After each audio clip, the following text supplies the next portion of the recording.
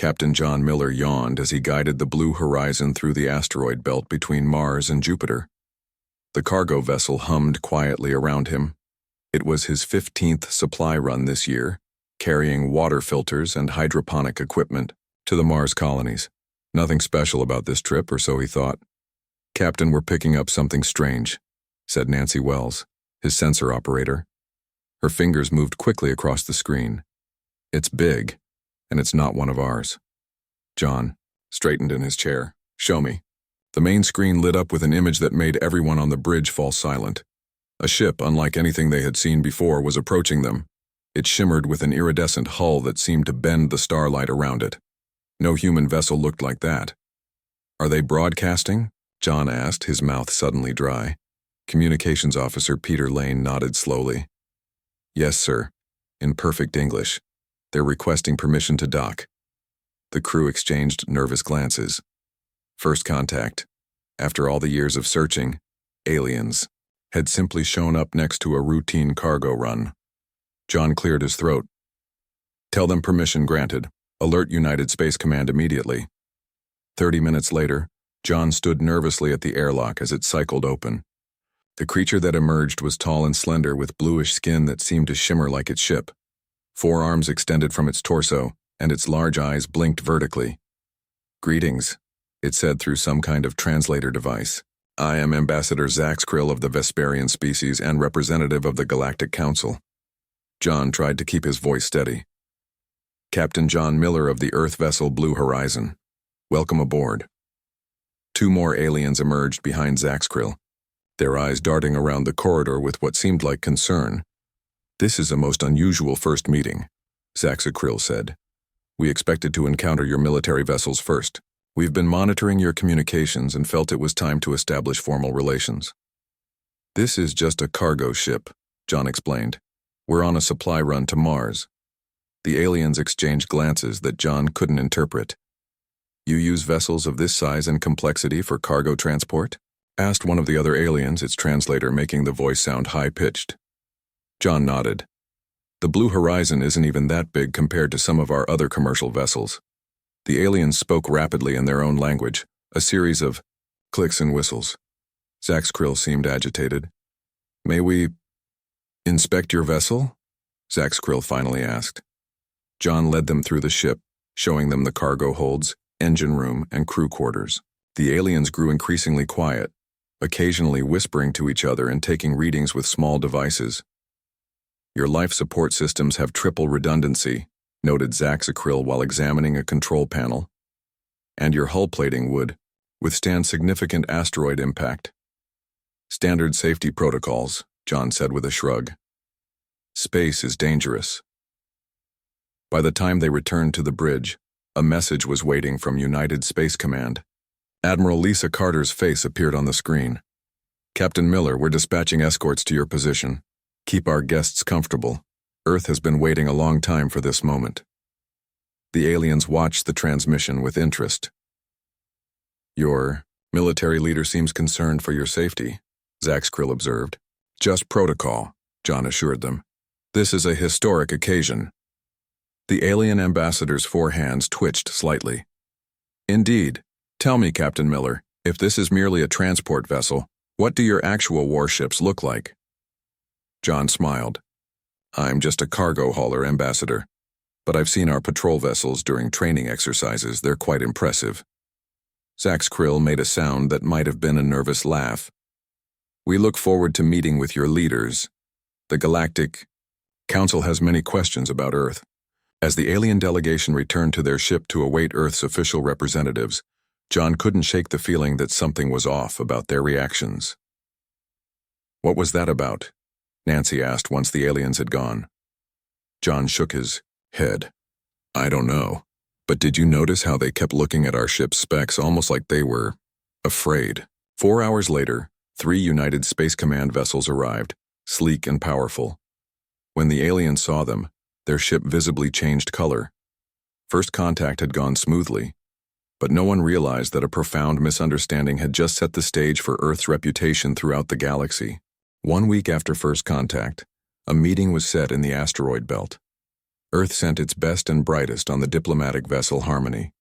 Director William Patterson from Earth's Science Division led the team, alongside cultural expert Susan Grant, and 5 other specialists. The meeting point was a large, flat asteroid with artificial gravity generators installed by the aliens. The human delegation stepped out of their shuttle, all wearing their best uniforms. Across the landing area waited 7 different alien species. Ambassador Zax Krill stepped forward. "Welcome, humans.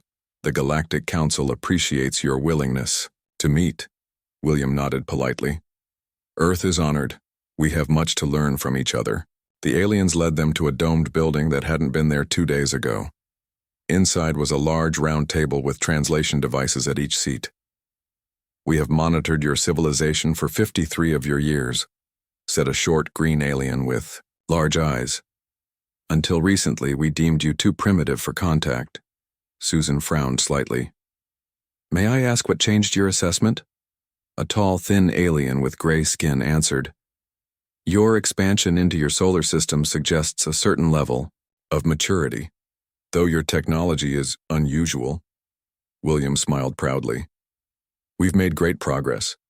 Our Mars colonies are thriving, and we have research stations around Jupiter and Saturn."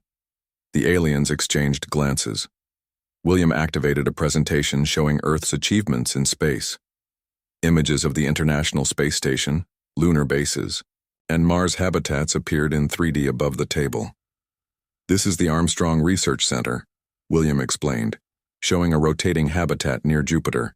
40 scientists live there year-round studying Jupiter's atmosphere. A reptilian alien leaned forward. "This is a civilian facility, not military?" "Of course," William replied. "We have similar stations throughout the system," the aliens whispered, among themselves. Susan watched them carefully, noticing their growing unease. "And these are your exploration vessels?" asked Zax Krill, pointing to ships moving between planets in the display. "Yes, we have about 30 ships of this class currently in service," William answered. A small blue alien with 6 limbs spoke quickly in its native language. The translator took a moment before saying, "The design resembles defense cruisers in most council species." William looked confused. "These are just standard exploration vessels. They need to be sturdy for long missions." "Sturdy?" repeated Zax Krill. "Yes. How many crew members?" "Usually around 50, with quarters for up to 80. Another wave of whispers passed through the alien delegation. Susan leaned toward William. "They seem concerned about something," she whispered. William nodded and continued the presentation, showing mining operations in the asteroid belt and the ice harvesting stations around Neptune. "All our ships have similar design philosophies," William explained. "Heavy shielding against radiation, multiple backup systems, and enough supplies to operate independently for at least 6 months. One of the junior alien diplomats, a purple-skinned creature, suddenly blurted out, "But these are identical to our battle cruisers. Why would you build cargo ships this way?" The room fell silent. Zax Krill made a sharp noise, and the young diplomat lowered its head. Susan stepped forward. "I believe there's a misunderstanding. How do your species build civilian vessels?" An older alien with wrinkled orange skin replied, "Minimal resources are used for commercial craft, just enough to complete their function and return. Only military. Vessels receive extensive shielding, redundant systems, and long-duration capabilities." William and Susan exchanged looks of surprise. "That wouldn't work for us," William said slowly. "Space is dangerous. We build all our ships to survive emergencies. Every vessel can become a lifeboat if needed." "Every vessel," repeated Zax Krill. "And your military ships? They must be even more powerful?" William nodded. "Naturally, though they serve a primarily defensive role." The aliens conferred again, more urgently this time. "We would like to request a tour of your space facilities," Zax Krill finally said, "to better understand your approach to space travel." William smiled, not recognizing the fear behind the request. "We'd be happy to show you. It's a chance to showcase human ingenuity." Susan wasn't so sure. As the meeting continued, she watched the aliens closely. They were afraid, she realized. But of what? What had they seen in ordinary human ships that frightened them so much? The answer would change humanity's place in the galaxy forever. Commander Frank Russell was not happy about his new assignment. Babysitting aliens wasn't what he had trained for. Yet here he was, assigned to show a delegation from the Galactic Council through Earth's space facilities. Remember, this is a goodwill tour, Admiral Carter told him over the comm link.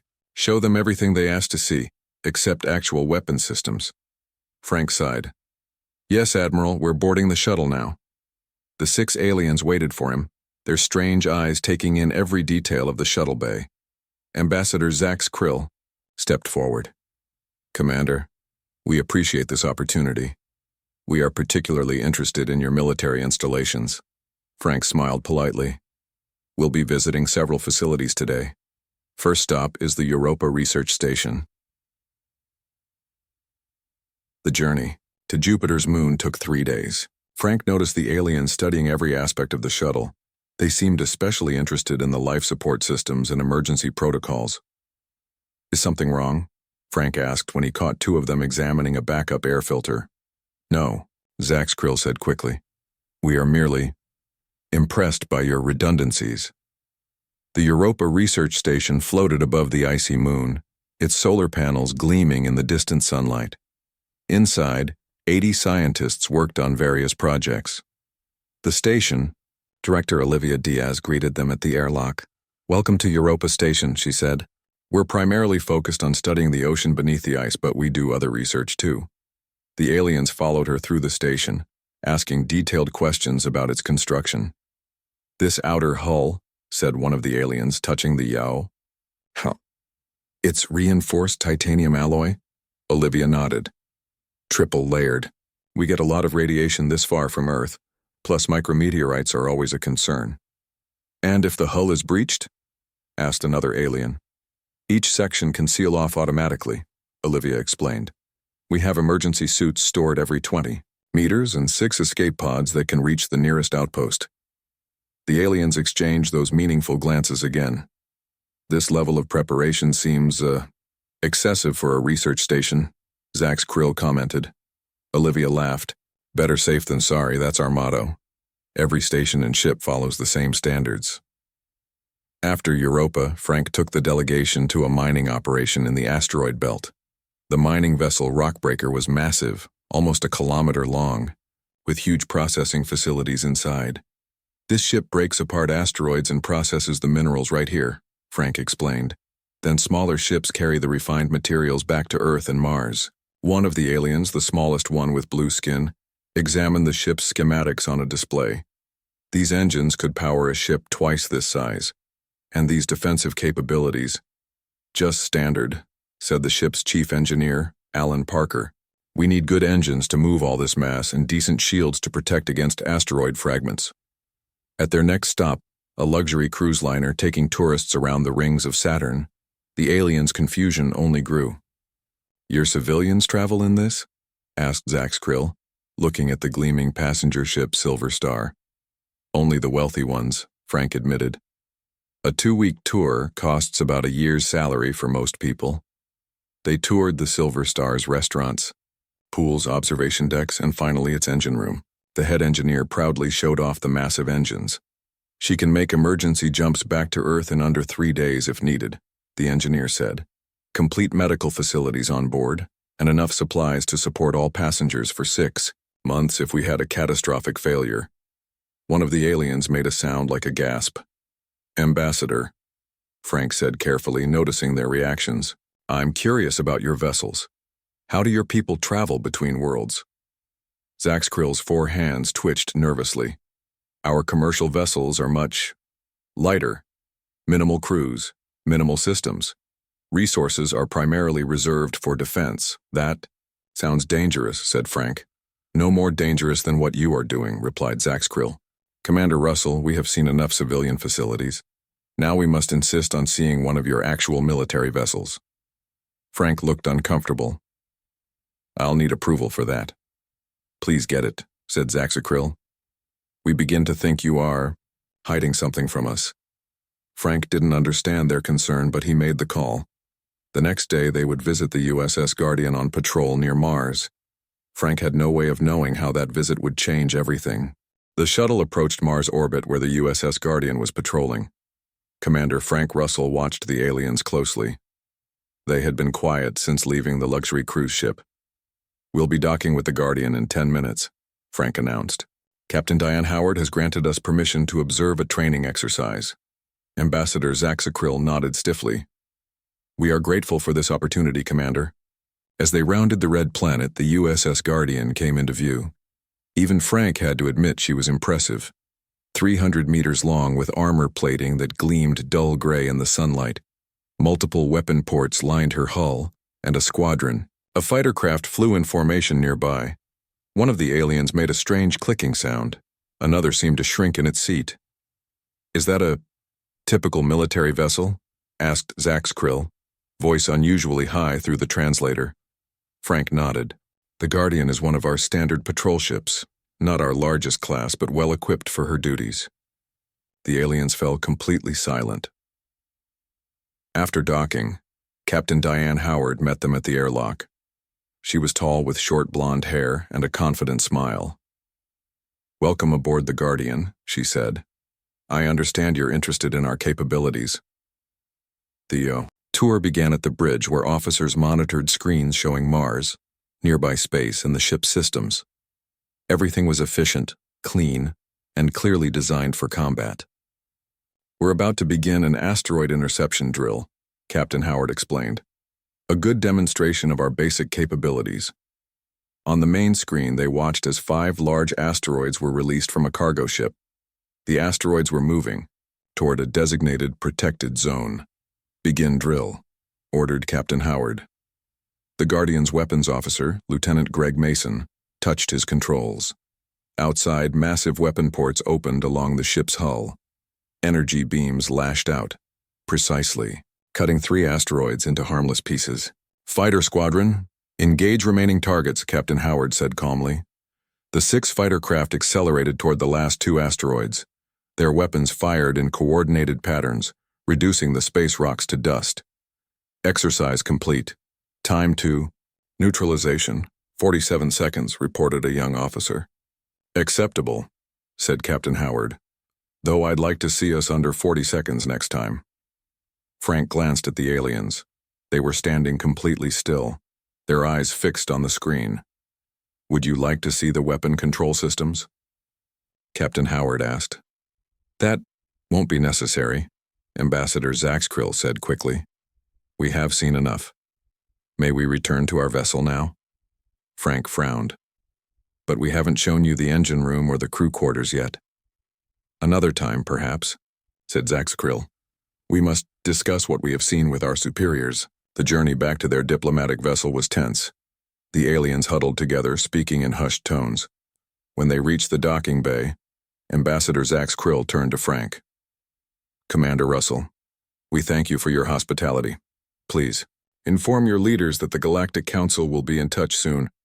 As soon as the airlock closed behind them, Frank contacted United Space Command. Intelligence Officer Eric Barnes answered. "How did it go?" Eric asked. "Strange," Frank admitted. "They seem terrified by the Guardian, but it's just a patrol ship." Eric looked thoughtful. "Hold on, let me check something." His fingers moved across a keyboard. "We've been monitoring their communications. There's a burst of transmissions going out now." A few minutes later, Eric's eyes widened. "You need to hear this." He played a recording of Ambassador Zaxakrill's voice, translated. "Urgent message. To the Council. The situation is more serious than we thought. Humans build their commercial ships like our warships, and their warships like nothing we've ever seen. Their patrol vessel could destroy an entire fleet of our cruisers, and they have dozens of these ships. We must reconsider our approach immediately." Frank sat back, stunned. "They think the Guardian is that powerful? But compared to the Orion-class battleships?" Eric nodded slowly. "And they don't know about those yet." "What does this mean for Earth?" Frank asked. "I'm not sure," said Eric, "but I think we just became the most feared species in the galaxy, and we didn't even try." News traveled fast across the galaxy. Within days of the Guardian demonstration, messages about Earth spread from system to system. Aliens everywhere shared videos and rumors about the terrifying human warships and their even more terrifying civilian vessels. President Natalie Johnson sat in the Oval Office surrounded by advisors as reports flooded in from space. "Another diplomatic message, Madam President," said her secretary. "That's the 5th one today." Natalie sighed. "Who is it this time?" "The Centauri Alliance," replied Communications Director Jeff Burton. "They're offering trade deals and technology exchange." "Weren't they refusing to speak with us last week?" asked Natalie. Strategic Advisor Paul Martinez nodded. "They were. Something has changed dramatically." The large screen on the wall showed a map of nearby star systems. Several areas previously marked in red were now showing as green. "The Draconians have pulled their forces back from the edge of our solar system," said General Steve Cooper. "And the Orion Collective is requesting a non-aggression pact." "What happened?" Natalie asked. "1 week ago, half these species wouldn't even acknowledge us." Paul pointed to a data tablet. "It's Ambassador Zax Krill's report to the Galactic Council. It leaked and spread everywhere." He played a recording. Zax Krill's voice filled the room. "The humans build vessels unlike anything in Council space. Their civilian ships exceed military specifications for most members. Their actual warships possess firepower that could challenge even the Draconian fleet." The room fell silent when the recording ended. "They think we're more powerful than we are," said Natalie slowly. Paul nodded. "They believe our explorers and cargo haulers are equivalent to their warships, so they assume our actual military vessels must be something extraordinary." "That's ridiculous," said General Cooper. "The Guardian is impressive, but it's not galaxy-changing technology." "To them it is," Paul replied. "Their shipbuilding philosophy is completely different. They use minimal resources for civilian craft and save the best for military. We build everything to survive the harshness of space." Natalie stood and walked to the window. "This misunderstanding could protect Earth while we catch up technologically." "Exactly," said Paul. 3 aggressive species have already canceled plans for expansion toward our system. They're afraid of us." The Secretary of State, Howard Mitchell, looked concerned. "Should we correct their misconception? Honesty might be the best approach for long-term relations." Paul shook his head. "With respect, that would be a mistake. This fear is buying us time and safety." "I agree," said General Cooper. "Let them think what they want." A young aide entered the room with a tablet. "Excuse me, Madam President. The Galactic Council has called an emergency session about Earth.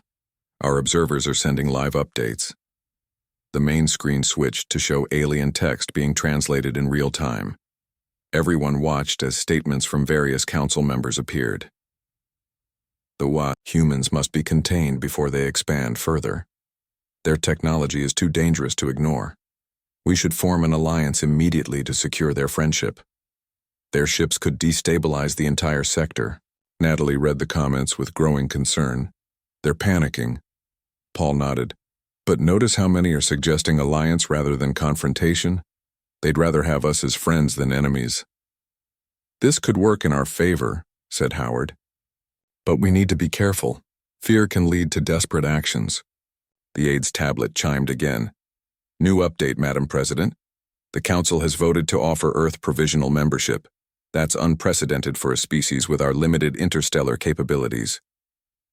Natalie looked around the room at her advisors. "Opinions." "Accept it," said Paul immediately. "It gives us a voice and protection while we develop our technology." "And if they discover the truth?" asked Howard. "By then it won't matter," Paul replied. "We'll have learned enough from them to catch up for real." Natalie nodded slowly. "Draft an acceptance message. Let's see where this misunderstanding takes us." Little did she know events were already in motion that would test Earth's newfound reputation. At the edges of human space, alien ships were gathering, not all of them friendly. The mining vessel Rocky Road floated peacefully near the outer moons of Jupiter. Inside, ship foreman George Collins checked the day's mining quotas on his tablet. "Looks like we're ahead of schedule," he told his crew of 30. "If we keep This up, we'll finish early and get bonus pay. The miners cheered. They had been in space for 3 months already, breaking apart small asteroids and processing the valuable metals inside. Nobody noticed the 5 ships that appeared at the edge of their sensors. They were sleek and angular, painted dark red, with strange symbols on their hulls. These were Draconian scout ships, sent to test Earth's defenses. "Sir," called out sensor operator Linda Reed, "I'm picking up unidentified vessels approaching." George frowned. "Probably just another mining crew. Send the standard greeting." Linda sent the message but shook her head. "No response, sir, and they're not broadcasting any ID codes." Suddenly, alarms blared throughout the ship. The tactical display showed energy weapons charging on the approaching vessels. "All hands to emergency stations," George shouted into the comm system. "This is not a drill." The crew scrambled to their positions. The rocky road wasn't built for combat, but like all Earth ships, it had basic defensive capabilities. The first energy blast struck their outer hull, shaking the entire vessel. "Shields holding at 80%, reported engineer Sam Foster. "But they won't last long against sustained fire." George activated the emergency beacon, sending distress calls in all directions. "Attention unknown vessels. We are a civilian mining ship.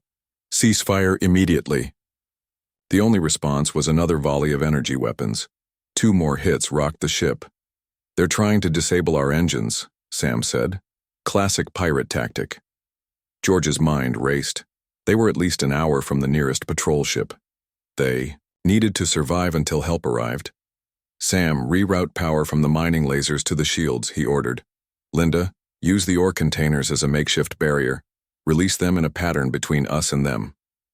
The crew worked quickly. Giant containers of processed ore detached from the ship, creating a field of metal obstacles. The Draconian ships had to slow down to navigate through them. "Now use the magnetic clamps to push some of those containers at them," George commanded. The ship's industrial equipment wasn't designed for combat, but the magnetic systems used for moving ore could serve another purpose. Several massive containers accelerated toward the enemy ships. 2 Draconians had to veer off sharply to avoid collision. "It's working," Linda shouted. "They're breaking formation." But 3 ships continued their approach, firing continuously at the rocky road. The shields were failing and hull breaches were reported on 2 decks. "Everyone in emergency suits," George ordered. "Prepare for possible evacuation." Just as the situation seemed hopeless, new contacts appeared on their sensors. An Earth military vessel, the USS Sentinel, dropped out of high speed with its weapons already firing. The Sentinel was twice the size of the Guardian, with multiple weapon systems that immediately targeted the Draconian ships. Its first volley destroyed one enemy vessel completely. The second disabled the engines on another. "This is Captain Kelly Bennett of the USS Sentinel," came a voice over the comm. "Rocky Road, what's your status?" "Multiple hull breaches, but we're hanging on," George replied, relief evident in his voice. "Good timing, Sentinel." The remaining Draconian ships tried to retreat, but the Sentinel launched fighter craft that quickly overtook them. Within minutes, the battle was over. Later, as medics treated the injured miners, George watched the Draconian commander being escorted onto the Sentinel in restraints. The alien's 4 eyes were wide with what looked like terror. "I don't understand," the Draconian said in broken English. "Ship was just mining vessel. How it survived so long?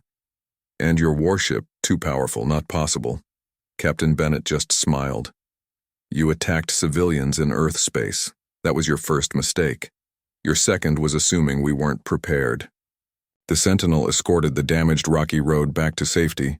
The Draconian prisoners sent secret messages to their fleet. The rumors were true. Human ships were unlike anything they had ever encountered. And if this was what humans could do with a mining vessel and a single warship, what could their full military do?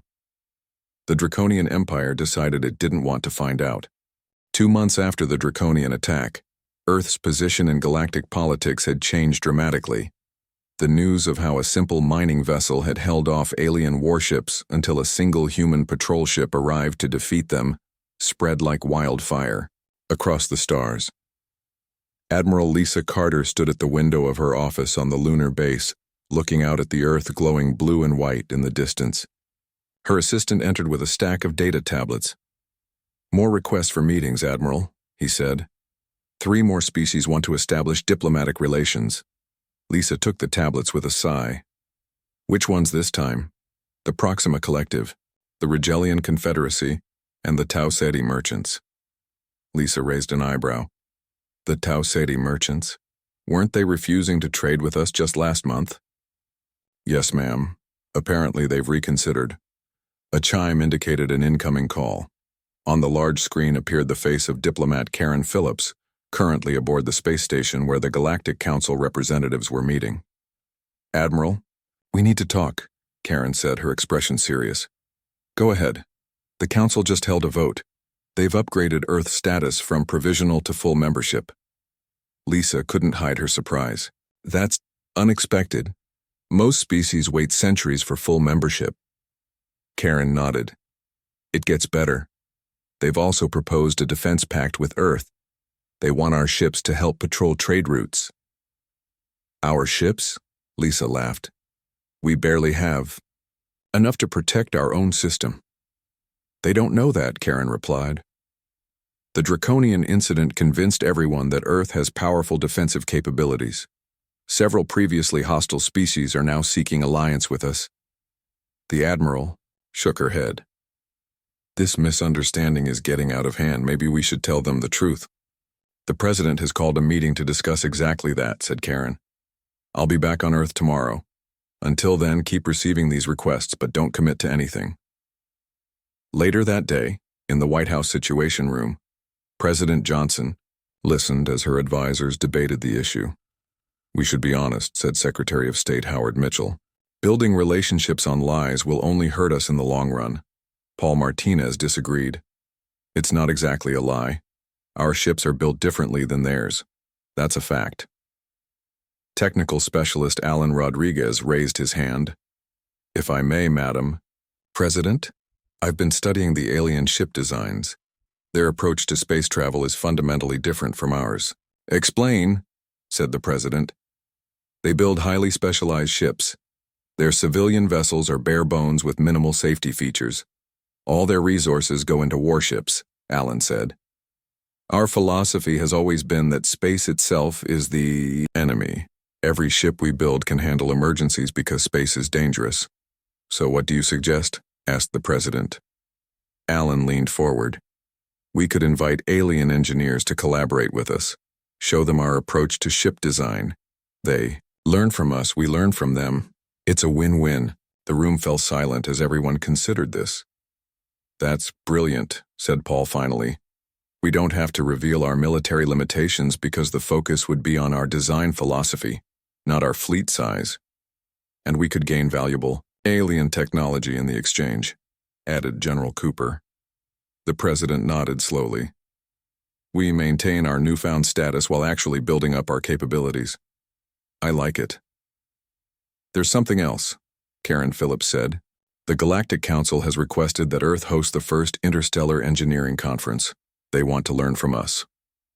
"Perfect timing," said Alan. "We can showcase our engineering approaches while learning about theirs. In a few years, we might actually have the fleet they think we have now." President Johnson stood up. "Make it happen. Earth needs friends out there, but we also need to protect ourselves. If our reputation helps us do that while we catch up technologically, I'm all for it." As the meeting ended, Paul approached the President. "There's one more thing you should know. Our intelligence suggests something big is happening at the edge of known space. The Council is worried about it." "What kind of something?" "They're not sure, but they might need those warships they think we have sooner than anyone expected." 1 year after first contact, Earth hosted the first Interstellar Engineering Conference. The main hall of the newly built Galactic Cooperation Center in Geneva was filled with beings from 30 different worlds. Holographic displays showed ship designs, technical specifications, and new ideas from both human and alien engineers. Olivia Diaz stood nervously beside her alien counterpart, Trelvak. They were about to present their joint paper on incorporating human redundancy systems into galactic ship designs. "Ready?" she asked the tall, green-skinned alien. As ready as possible, Trelvac replied. Your approach will change shipbuilding across the galaxy. They stepped onto the stage. The room fell silent. Thank you for coming, Olivia began. Engineer Trelvac and I have been working on a new design philosophy we call terrestrial standard. It combines the best of human durability with alien efficiency. The presentation was a success. Alien engineers asked dozens of questions about human safety protocols, backup systems, and emergency procedures. For many, the idea of building every ship to survive on its own was revolutionary. After the presentation, Admiral Carter approached Olivia. Well done. The council representatives were very impressed. Thank you, Admiral. It feels good to share our knowledge. And gain some in return, the Admiral added. The propulsion systems the Vesperians shared will cut travel time to Mars in half. Across the hall, Captain John Miller stood uncomfortably in a formal uniform. A group of alien diplomats had gathered around him, treating him like a celebrity. It's really not a big deal, John insisted. The Blue Horizon is just a cargo ship. I was doing my job. You're just a cargo ship changed galactic politics, said a small blue alien. Because of you, many species now seek to improve their civilian vessels. President Johnson tapped a glass to gain everyone's attention. The room quieted. 1 year ago, our worlds were strangers to each other, she said. Today, we stand together as partners. Earth has signed defense treaties with 15 species and trade agreements with twice that number. Applause and various alien sounds of approval filled the room. The terrestrial standard for shipbuilding is just the beginning, the president continued. By sharing our knowledge, all our peoples will benefit. As she finished her speech, an urgent message came for Admiral Carter. She slipped quietly from the room to take the call. What is it? She asked. Admiral, our deep space probes have confirmed it, said the officer on screen. Something is coming from beyond the galaxy's edge. Multiple ships unlike any we've seen before. Carter's expression remained calm. How long do we have? 6 months, maybe less. Alert the council representatives, I'll be there shortly. When the Admiral returned to the hall, she found alien diplomats already gathering around council member Zax Krill, who had received similar news. Admiral Carter, Zax Krill called out, we need to speak urgently. In a private room, representatives from the major species met with Earth's leaders. The mood was somber. We've known about this threat for some time, Zax Krill admitted. They appear every few centuries from the void between galaxies. Last time, many worlds were destroyed before they were driven back. Why didn't you tell us? Demanded the president. We hoped they would not come in your lifetime, Zax Krill said. And then when we saw your ships, Alan Rodriguez understood first. You thought we could help fight them off. Zax Krill nodded. Your vessels impressed us greatly. We believed you might be the allies we need. Admiral Carter and President Johnson exchanged looks. We may not have the fleet you think we have, the Admiral said carefully. But we have something perhaps more valuable. Engineering teams ready to work night and day, the President added, and shipyards that can be converted to build what we need. Together, said Admiral Carter, we might just stand a chance. Outside in the main hall, human and alien engineers had already begun sharing ideas, drawing up designs on tablets. To you, a large screen, a new ship class was taking shape. Labeled diplomatic cruiser but clearly built for battle. The greatest misunderstanding in galactic history had given humanity time to prepare. Now, that preparation would be put to the test against a threat to all civilized worlds. And somewhere in space, Captain John Miller's cargo ship Blue Horizon continued its runs, never knowing it had changed the course of galactic history simply by being what all human ships were, ready for anything the cosmos could throw at it.